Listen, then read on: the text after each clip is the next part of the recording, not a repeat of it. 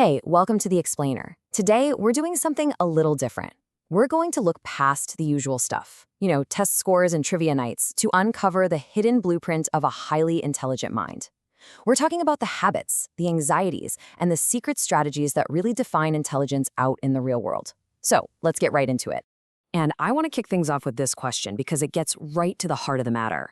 If you were ever called the smart kid in your class, what if that label, that identity that felt so good at the time, was actually setting you up for a lifetime of anxiety and, well, failure?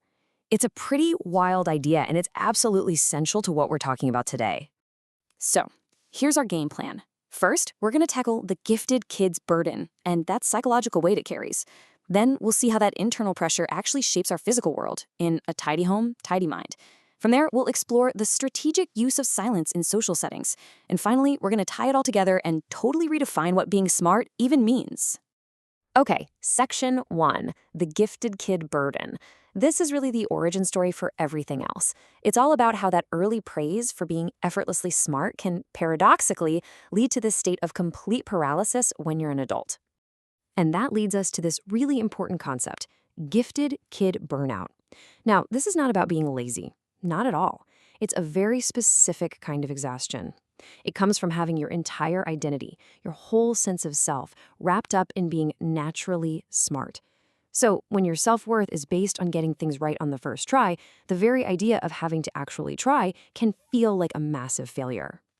This slide just lays out the domino effect perfectly, right? It all starts so innocently. You get praised for just being smart, not for working hard. But that builds this really fragile identity that's all tied to effortless success.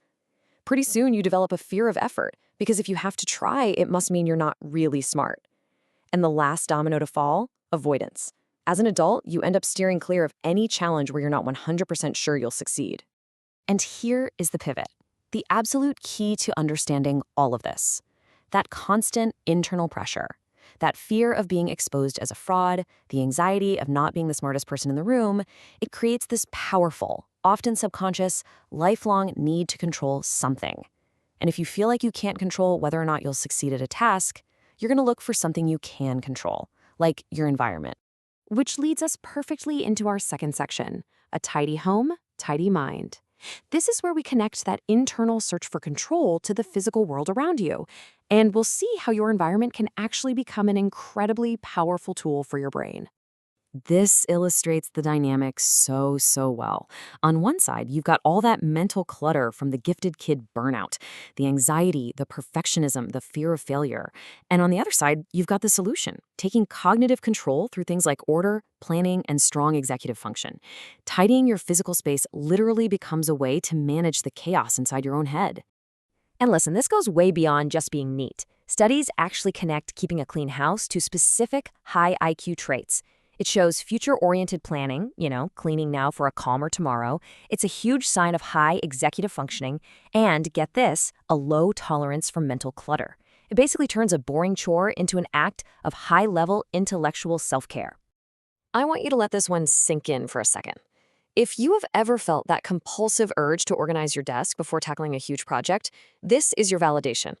That need for order isn't a distraction. It's not procrastination.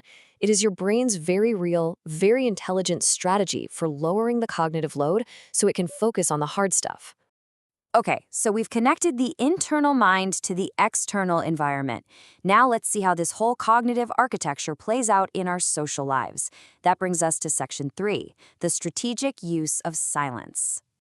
This table is just brilliant because it debunks so many myths about quiet people. When a debate gets heated, the common idea is that the quiet person is passive or doesn't have an opinion. The reality? They've probably already run the simulation in their head and realized the conversation is going absolutely nowhere. Or when faced with a complex problem, their silence isn't them being slow. It's the space they need to analyze the long-term consequences that everyone else is missing. And in an emotional argument, they're not cold. They just recognize that logic is totally useless when emotions are running that high. So at the end of the day, their silence is a tool. It's an active strategic choice that's all about efficiency and prediction. It's not an empty space at all. It's a space that is jam-packed with observation, calculation, and strategy. And that brings us to our final section, where we're going to pull all these threads together. It's time to redefine what smart really means by looking at it as this complete, interconnected system. And here it is, all laid out. You see how it works? The gifted kid identity creates that internal need for control.